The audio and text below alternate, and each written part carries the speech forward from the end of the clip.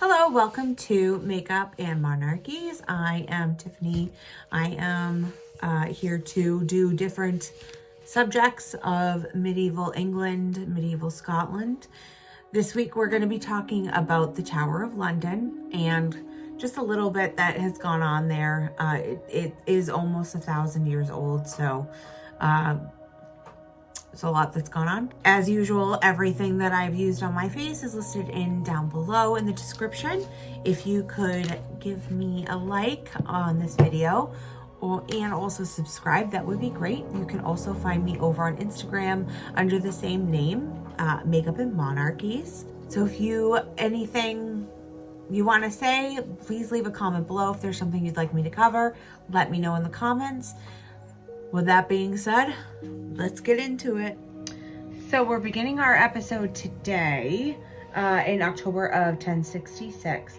William the Conqueror had just won the Battle of Hastings and spent the rest of the year holding key positions in England. And on his journey to London, he founded several castles. So Saxon troops held the bridge to London. So William decided to lay ruin to Southwark and then make his way around southern England. At this time, London was the largest town in England. The foundation of Westminster and the Old Palace of Westminster were marked as the center of London. The Normans took the southeast corner of the Roman town walls and built a rampart using the walls as a prefabricated defense. The River Thames being right next to there also gave it an added protection.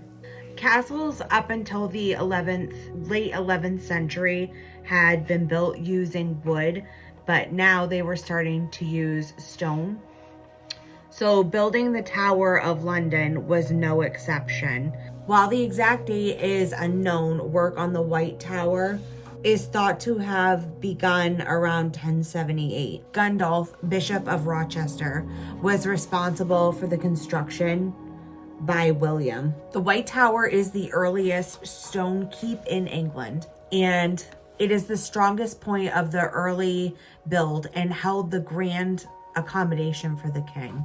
While it may not have been completed until after King William's death in 1087, it was more likely finished around 1100 when the Bishop Ranulph Flambard was imprisoned there. He wasn't liked by the English because of his execution of harsh taxes. And even though he was the first recorded prisoner there, he was also the first to escape from it. From the way he did it, which was he hosted a banquet, got everybody drunk, and then he used a rope that he had smuggled and lowered himself from a secluded chamber out of the tower. This came as a surprise to everybody, and they were so shocked by it that they accused him of witchcraft. The Anglo-Saxon chronicles have it recorded that in 1097, William II had requested a wall be built around the Tower of London. It was probably around this time the timber palisade that arced around the north and west sides of the castle were replaced by stone. The Norman conquest of London displayed itself with a new class ruling and by the way the city was being structured. The Normans confiscated lands and redistributed them. They brought in Jewish people for financial reasons and were under direct protection of the crown. Because of this, they lived close to the castles and often used the tower as a retreat when they were harassed by anti-Jewish violence. When Henry I died in 1135, England was left with a disputed succession. The king had persuaded the powerful baron to swear support for Empress Matilda, but just a few days after his death, the French Stephen of Valois landed and laid claim to the throne. The tower was left in charge of the constable, At this time, that was Geoffrey de Manville. It was considered a highly valuable possession. So he ended up exporting this. He sold his allegiance to Matilda after Stephen was captured in 1144 at the Battle of Lincoln. When her support waned the following year, he sold his loyalty again to Stephen. As constable of the Tower, he became the richest and most powerful man in England. So when he tried to pull this stunt again by having secret discussions with Matilda, Stephen had him arrested, forced him to give up control of his possessions, and replaced him with one of Stephen's highest loyal supporters. So up until this time, this position was hereditary, but after this ordeal happened, it became a role appointed by the monarch. It was usually given to someone of high importance and who may not be always at the castle because of other duties. Even though the constable was still responsible for the maintenance of the castle as well as its garrison, he had help from the lieutenant of the Tower. During the reign of Richard II, William Longchamp had the castle extended as Lord Chancellor. He was in charge of England while King Richard was out on crusade. About £3,000 was spent on the Tower between December of 1189 and November of 1190. This was out of the £7,000 Richard had spent on building castles in England. Apparently, Longchamp had tried to dig a moat around the castle and fill it from the Thames. He was also constable of the Tower and tackled its expansion while prepping for war for King Richard's younger brother, Prince John. John had arrived in England while Richard was away and tried to seize power. Longchamp tried to make the Tower as strong as he could. The new dwellings were tested in October of 1191 when it was besieged for the first time ever. Longchamp surrendered to John after only 3 days because he had more to gain by doing so than prolonging the siege. John took the throne from Richard in 1199, and he was unpopular with a lot of his barons who ended up moving against him. So in 1214, while John was in Windsor Castle, Robert Fitzwalter brought an army to London and laid siege to the Tower. While the Tower was still occupied by soldiers, it resisted the siege. While the Tower was still occupied by soldiers, it resisted, and the siege was lifted as soon as John signed the Magna Carta. I'm going for like a grungy look today. My face was, I did a dermaplane yesterday, so my face is really, really soft today. The king ended up going back on his promises of reform, which led to the First Baron War. Fitzwalter continued his control over London after the Magna Carta was signed. During the war, the Tower's garrison had joined forces with the barons and had John deposed in 1216. The baron offered the throne to Prince Louis, the oldest son of the French King Philip II. Funny enough, after John died in October of 1216, many gave support to his oldest son, Henry. As the war continued, the people were split between supporting Louis and Henry. While Fitzwalter was still in charge of London, he was supporting Louis and only gave up his control when it was clear that Henry's support would win.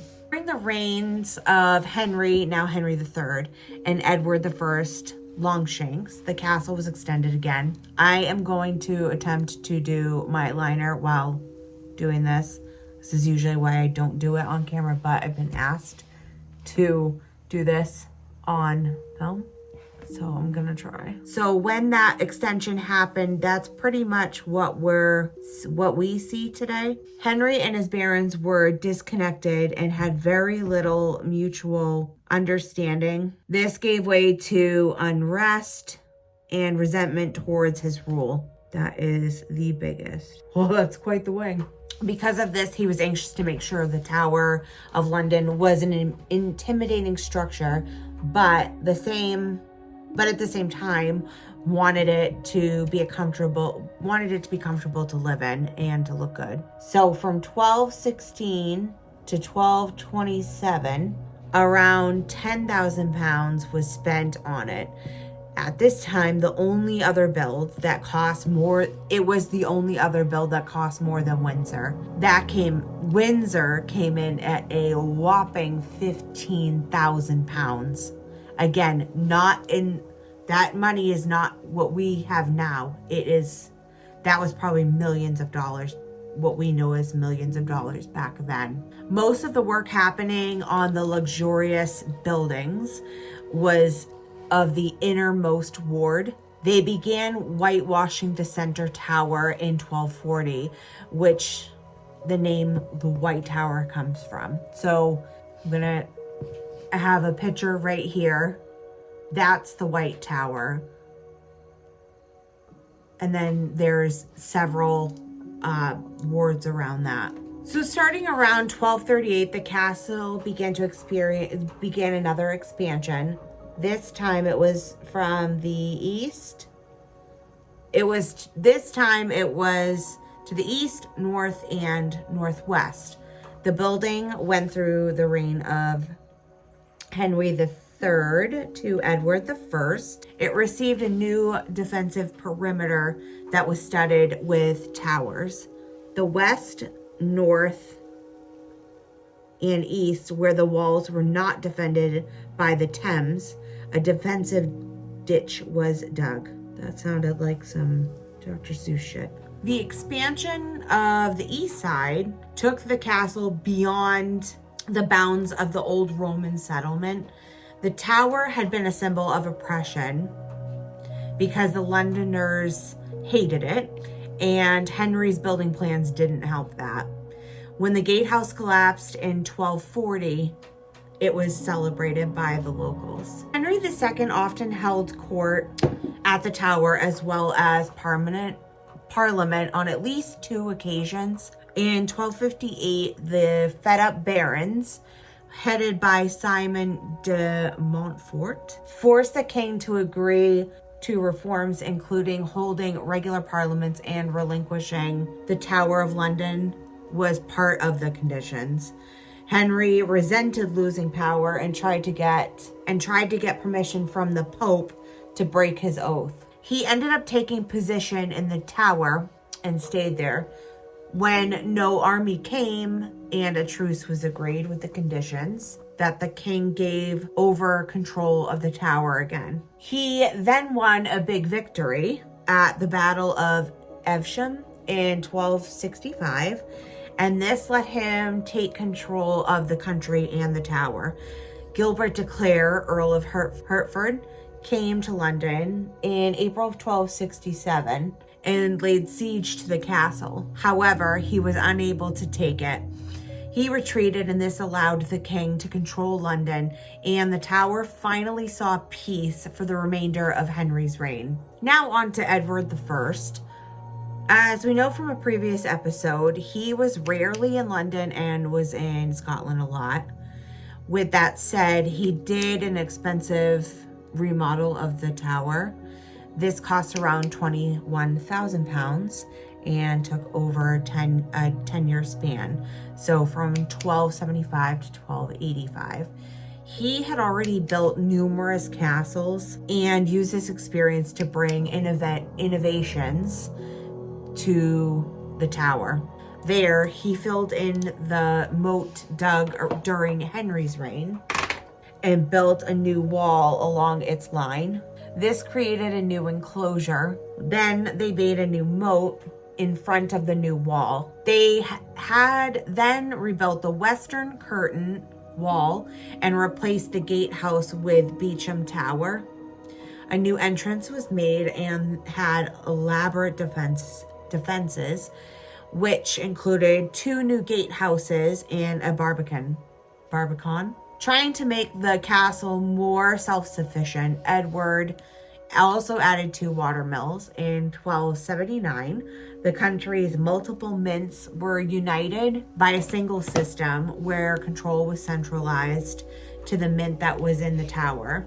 Mints that were located outside of London were reduced, and only a few local episcopal mints continued to operate. When Edward II was king, there was minimal activity at the tower, but it was during this time that the Privy Wardrobe was founded.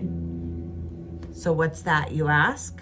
The wardrobe was originally the room where the king's clothes, armor, and treasure was stored, but the term expanded to describe the physical materials, but also the people who ran it. So for the most part, the tower was held for high-ranking inmates and was the most important royal prison in the country. Under Edward III, England had found renewed success in warfare after his father's reign put the country outmaneuvered against Scotland and France. Amid Edward's successful battles, King John of France and King David II of Scotland were imprisoned in the tower.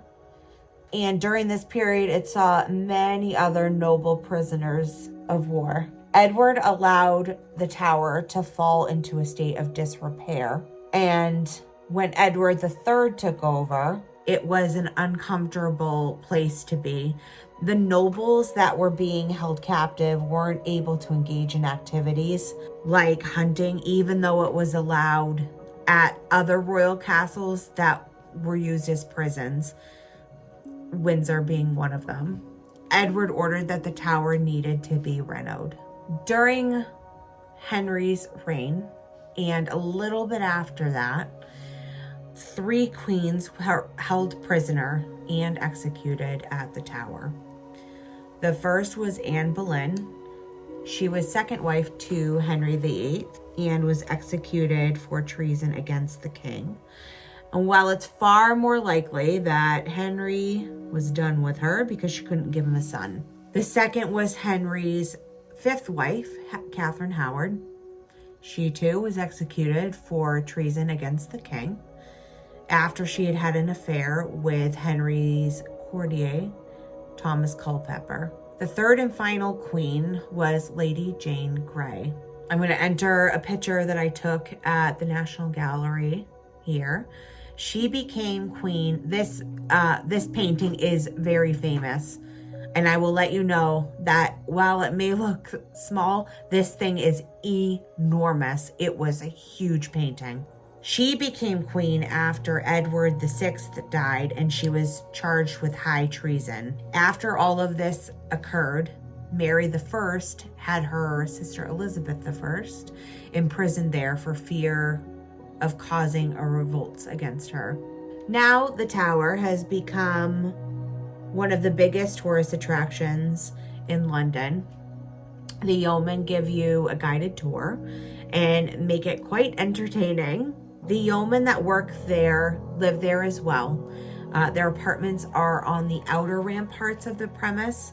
During Elizabethan times, the most popular attraction at the tower was the menagerie. So the tower was also, during this time, a menagerie is a zoo. So it was also London's first zoo.